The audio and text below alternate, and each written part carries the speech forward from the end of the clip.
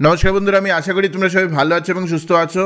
2024-এর শুরুটা যে এভাবে হবে সেটা আমি জানতাম না, কারণ আজকে আমি যে ভিডিওটা করছি আমি আশা করি তোমরা সবাই জিনিসটা শুনবে এবং শুনে সেটাকে তোমরা একটু স্প্রেড করবে in your respective circles. Tripura public service commission, Tripura public service কমিশনে অনেক কিছু হচ্ছে যেগুলো আমরা basically as the experienced community as well as the teacher community আমরা জিনিসগুলো বুঝতে পারি না এবং এটা নিয়ে কেউ কথাও বলে না। তোমরা জানো কয়েকদিন আগে আমি জেআরবিটি নিয়ে একটা ভিডিও করেছিলাম যে জেআরবিটি বোর্ড এত স্লো চলছে কেন, এত স্ল্যাক চলছে কেন। কিন্তু আমি যদি আজকে জেআরবিটি গ্রুপ সি এবং গ্রুপ ডির প্রসেস ওভারঅল যদি আজকে আমি কম্পেয়ার করি with what ever happening with TPSC in terms of the different exams, এটার বা কোনো কম্প্যারিজনই নেই। কারণ JRBT at the end of the day এতগুলি স্টুডেন্টকে মানে গ্রুপ সি এর যে ইন্টারভিউটা করিয়েছে ওটা অনেক স্মুথ হয়েছে এবং গ্রুপ ডির ইন্টারভিউটাও খুব স্মুথলি চলছে। সেখান থেকে দাঁড়িয়ে 450 অড সিটসের জন্য এখনো অবধি কম্বাইন্ড ওয়ানের result Tripura public service commission বের করতে পারছে না। Tripura public service commission combined two এর জাস্ট পরীক্ষা নিয়েছে, ত্রিপুরা সিভিল সার্ভিসেস মেইনসের পরীক্ষা নিয়েছে। দিজ আর নট মানে কি বলবে, জেআরবিটির মতো তো ভলিউম ওতে নাই 1/5 of the volume of JRBT যেটা হলো কম্বাইন্ড ওয়ানের, সেটাকে এখন অবধি কমপ্লিট করতে পারছে না। আমি ডিফারেন্ট মানে ত্রিপুরা চ্যানেলের প্ল্যাটফর্মের থেকে আপনারা যারা ডিফারেন্ট অ্যাডমিনিস্ট্রেটররা আছেন, অভিভাবকরা আছেন, অ্যাজ ওয়েল এস যারা আমাদের চ্যানেলকে ফলো করেন, কিছু রিয়েলিটি আপনাদেরকে আজকে আমি বলছি যেটা আপনার বোঝা উচিত। কম্বাইন্ড ওয়ান আজকে থেকে অ্যারাউন্ড 2 years ব্যাক ওটার ফার্স্ট নোটিফিকেশন এসছিল, তারপরে ওটা পুরো প্রসেস এখনও অবধি কমপ্লিট হয়নি, এরপরও এখন ইন্টারভিউ প্রসেস বাকি আছে। Combined two again 1.5 years back ওটা বেরিয়েছিল, ওটা এখন জাস্ট ওকে ওদের মেইনস এক্সাম হয়েছে। হ্যাভিং সেড দ্যাট, মেইনস এক্সামের মধ্যেও কোনো স্ট্যান্ডার্ডাইজেশন নেই। ত্রিপুরা পাবলিক সার্ভিস কমিশন এমন একটা বোর্ড যে নিজেদেরকে আইনস্টাইন ভাবে, probably Einstein in the sense হলো সিলেবাসে যেটা আছে সেটাই নেই এক্সামে। তো আপনি কি করতে পারি এখানে, মেইনসের একটা এক্সামের মধ্যে পলিটির 20 মার্ক এবং বাইফার্কেশনে দেওয়া ছিল আগের বছর যে কীরকমভাবে পলিটির 20 মার্কগুলি আসবে। পলিটি থেকে শুধু একটা প্রশ্ন দিয়ে পুরোটা সেকশনকে ঘুরিয়ে দেওয়া হয়েছে, ঠিক আছে, এটাকে কারেন্ট অ্যাফেয়ার্স দৃষ্টি থেকে তুলে দেওয়া হয়েছে। তো এটা কী রকমের স্ট্যান্ডার্ডাইজেশন সেটা শুধু ত্রিপুরা পাবলিক সার্ভিস কমিশনই জানে। ত্রিপুরা পাবলিক সার্ভিস কমিশনের হেডে আইএস বসে আছেন, হ্যাঁ, ত্রিপুরা স্টেট সিভিল সার্ভিস ক্যাডারের বড় বড় অফিসাররা বসে আছেন, অবভিয়াসলি ওদের আন্ডার একটা পুরো স্টাফ আছেন। Definitely they also have a good question making as well as thought process cell. এত লোক ব্যুরোক্রেসিতে, এত বড় বড় লোক থাকার পরেও একটা পাবলিক সার্ভিস কমিশনের মধ্যে স্ট্যান্ডার্ডাইজেশনের এত অভাব, সেই জিনিসটা মানে বলে কাউকে বোঝানো যাবে না যে হোয়াট ইজ গোয়িং অন। প্রথমত যে গভর্নমেন্ট রেজিম যখন এসছিল, when there was a change in regime, তখন বলা হয়েছিল টিপিএসসিতে একটা ক্যালেন্ডার দেওয়া হবে, ঠিক আছে। That was one of the agendas of from the state government administration side also. আজকে আমরা 2023-এ দেখছি ক্যালেন্ডার, তো আমি ভুলেই যাই ক্যালেন্ডার কি হবে, কোনো টেঞ্জিবল টাইমলাইনই নেই যখন রেজাল্টগুলি বেরোবে। 4 বছর ধরে যদি একটা রেজাল্টের এখনও আমাদের সবার ওয়েট করতে হয় in terms of result publication, তাহলে কিভাবে Tripura public service commission justify করতে পারে যে ওরা স্ট্যান্ডার্ডাইজ প্রসেসে কাজ করছে? এটা আমি মানি যে ত্রিপুরা পাবলিক সার্ভিস কমিশনের রেজাল্টে ট্রান্সপারেন্সি থাকে, that is okay, that I understand that. কিন্তু ট্রান্সপারেন্সির নামে তো আমি এরকম একটা প্রসেস করতে পারি না যেখানে আমার 3 বছর লেগে যাচ্ছে পুরোপুরিভাবে প্রসেস ক্লিয়ার করতে, ঠিক আছে। তাহলে দ্যাট মিনস যারা আপনারা, those of you who are sitting at the head of Tripura public service commission, you have no idea or you do not have any standardized procedure, you do not have any SOP, you do not have any structural understanding also how to complete an entire process within a period of time. Once any post is given, ওটার জন্য Tripura state গভর্নমেন্টের থেকে ফিনান্সের approval already হয়ে যায়।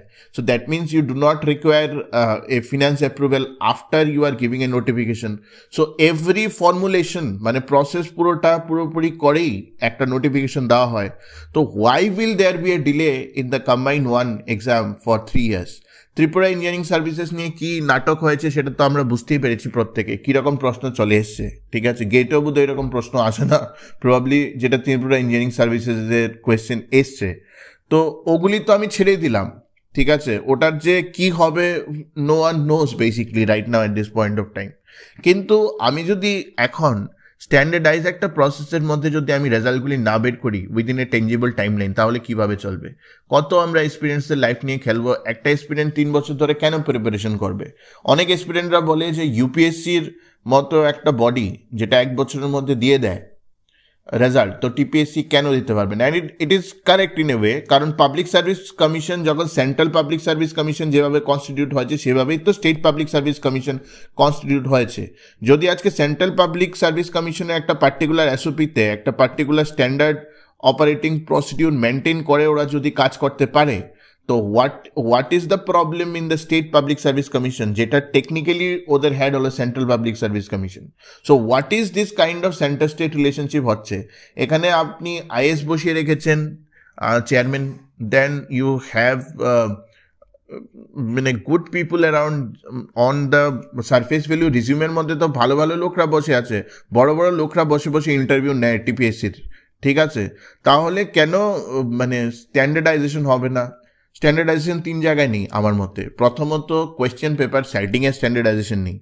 আজকে কোনো অসুবিধা নেই, আপনি করে দিন, আপনি যে কোনো কোয়েশ্চেন করুন, তো আপনি জেনারেলাইজ করে একটা সিলেবাস দিয়ে দিন।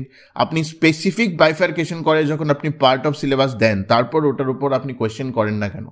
সো দিস ইজ নট মানে you are trying to be great, this is আমার মতে how you are trying to fool the experience, প্রথম কথা। সেকেন্ড কথা হলো আপনাদের কোনো টেঞ্জিবল টাইমলাইন নেই কেন? আর যদি টেঞ্জিবল টাইমলাইন নাই হয়, তাহলে আপনি প্রিলিমস এবং মেন্স একসাথে রাখছেন কেন? প্রিলিমস করতে আপনার চলে যায় 6 মাস, তারপর মেন্স করতে আপনার চলে যায় 2 বছর, তারপর ইন্টারভিউ করতে আপনার চলে যায় 2 মাস। এরকমভাবে এত বড় একটা প্রসেসের থ্রুতে কেন যাবে একটা এক্সপিরিয়েন্ট? সুপ্রিম কোর্টও তো এখানে বলেছে যে এক্সপিরিয়েন্সের যে মেন্টাল হেলথ, সেই মেন্টাল হেলথের দিকে প্রত্যেকটা পাবলিক সার্ভিস কমিশনকে বা প্রত্যেকটা রিক্রুটমেন্ট বোর্ডকে ভালোভাবে নজর দিতে। So this is what you are doing in terms of your standardize procedure. আমি এই প্ল্যাটফর্মের থ্রুতে I want to request all the authorities, please wake up and please wake Tripura Public Service Commission up. ঠিক আছে, it is time, এখন 2024 চলে, it is the time of artificial intelligence. This kind of people with this kind of bureaucracy level doesn't work right now. ঠিক আছে, people demand better transparency, time bound activity. আমার রিক্রুটমেন্টের notification দিয়ে কোনো লাভ নেই। Again I am telling to all the top heads of the state, রিক্রুটমেন্টের notification দিয়ে কোনো লাভ নেই। Candidates are smart enough to now figure out কে কোনটা শুধু পলিটিক্যাল আইডিওলজির জন্য রিক্রুটমেন্টের নোটিফিকেশন দেওয়া হয় এবং করা হয় না কেন। একটা সিম্পল এক্সাম্পল আমি যদি বলি, পঞ্চায়েত এক্সিকিউটিভ অফিসারের কটা পোস্ট বেরিয়েছিল? আই থিঙ্ক 1000+ পোস্ট ক্রিয়েশন হয়েছে, ঠিক আছে? এর মধ্যে অনলি বোধহয় 200টার মতো দেওয়া হয়েছে C1-এ, আর C3-তে এখনো পঞ্চায়েত এক্সিকিউটিভ অফিসারের পোস্ট এখনো অ্যাড করা হয়নি কেন? C2-তে এত কম পোস্ট ছিল কেন? এখানে পঞ্চায়েত এক্সিকিউটিভ অফিসারের পোস্ট ছিল না কেন? নাও coming back to combine 3 notification, আপনারা একবারে বের করেন না কেন পুরোটা জিনিস? কবার আপনারা স্টুডেন্টদের থেকে টাকা নেবেন? Is it A money making business or what? Or this is a public service? আপনি যখন বলেন যে আপনি গভর্নমেন্ট সার্ভিসেস দিচ্ছেন, this is a social service in a way. তো আপনি কিভাবে একটা এক্সপিরিয়েন্টের থেকে বারবার টাকা নিতে পারেন for one recruitment or one notification? Combine 3 তো রোস্টারই হয়নি নোটিফিকেশনে। This is the standardization of Tripura public service commission. There is no roster. আপনি যদি টোটাল নাম্বার অফ দেখেন, টোটাল নাম্বার অফ পোস্ট, সেটা তো গভর্নমেন্ট রোস্টারের মধ্যেই পড়ছে না। That means you will add post, কিন্তু ক বছর লাগাবেন পোস্ট অ্যাড করতে? তো কবে হবে পরীক্ষাগুলো? So I would request, please don't take me in a negative light. I am only the voice of the aspirant community. So I will request the authorities to look into these areas. They have to look into these areas and they need to come out with a standardized, process for which will benefit the aspirant community. আজকের ডেটে এইসব চলে না, এইসব রদবাধা কাজকর্ম আজকের ডেটে আর চলে না। Please be standardise. আছে আপনাদের প্রসেসের মধ্যেই লুপহোল আছে। আপনি এক্সাইজের প্রসেস যখন এত স্মুথলি করতে পারেন, তাহলে আপনি C1 করতে পারবেন না কেন? এখন আমরা বলবো যে volume, but volume cannot be an excuse for non performance or mediocrity. You are a public service commission. You are a state public service commission. Act like one. Like, share and subscribe, TJ.